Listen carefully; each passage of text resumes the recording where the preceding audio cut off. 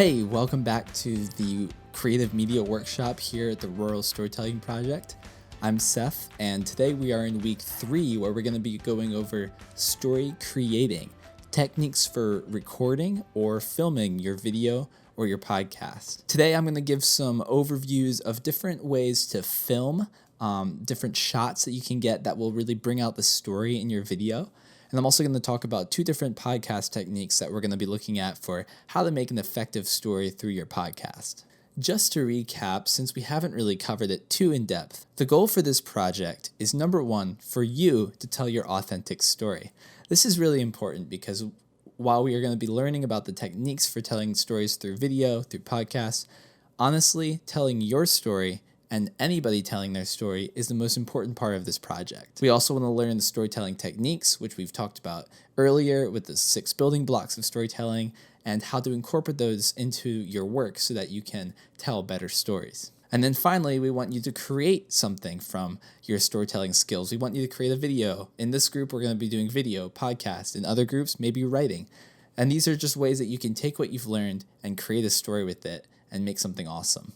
All right, so let's dive into Film School 101. Now, obviously, I'm not a filmmaker or a full-time filmmaker, but some people are, and they've provided some really interesting techniques for how to make really good movies. And I think if you start watching movies, you're going to see some of the things that we're going to highlight here as far as how to film good videos. Whether you're a YouTuber, kind of like I am right now, I guess, or a Hollywood director, everybody uses the same techniques to make good stories out of your videos. The first video shot we're going to talk about is the wide shot, also known as the wide angle shot. This is really an important establishing shot that you can use in your videos.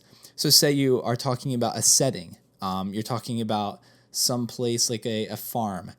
You want to show the whole farm, and that means that you need to get a big wide view. And this is really important for storytelling because it establishes your setting, it establishes what your characters are doing, where they're going, and then you can kind of see from this image I've provided that you can see the whole frame. You know that these alpacas are walking towards this barn on a sunny day.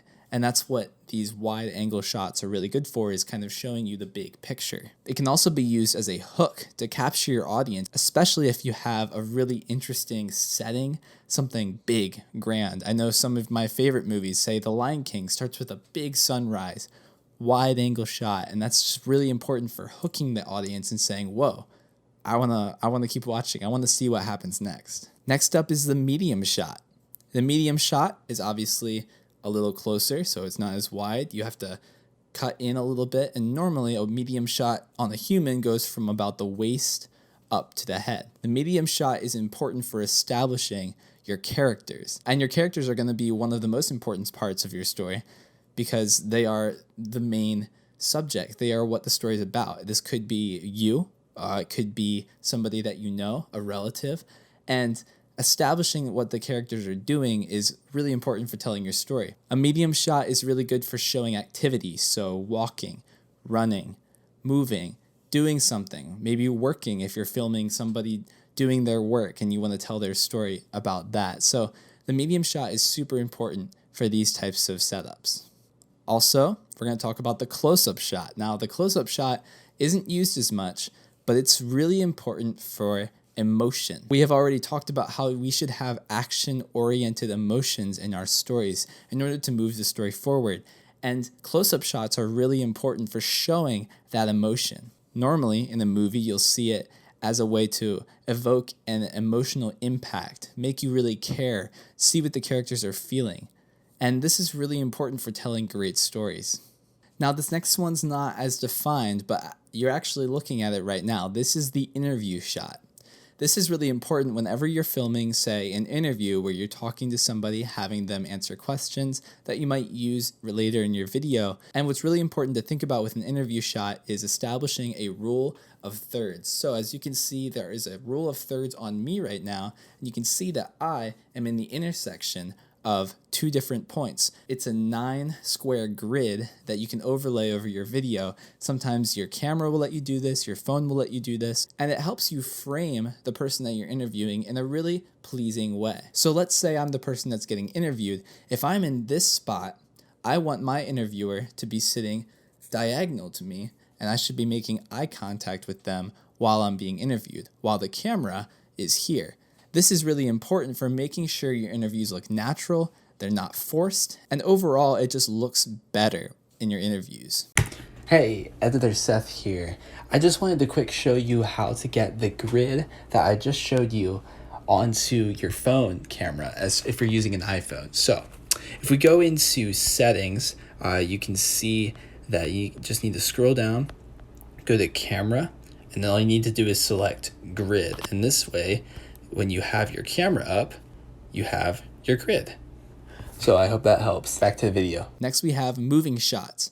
There are 2 different movements that you can do that are used all the time in Hollywood, and sometimes they're even used in conjunction with each other. One is the pan, and this is where the camera is moving from side to side and showing something different. Now, this is important in your story because it might help you reveal something. So if a person is over here, you pan to them and you recognize them. This is used a lot to bring out some mystery, some intrigue in the story. The next movement is a tilt. Now, this is also used to kind of reveal things, but normally it reveals height because it goes from top to bottom or bottom to top in that way. So a tilt will kind of help you show the grandeur of something.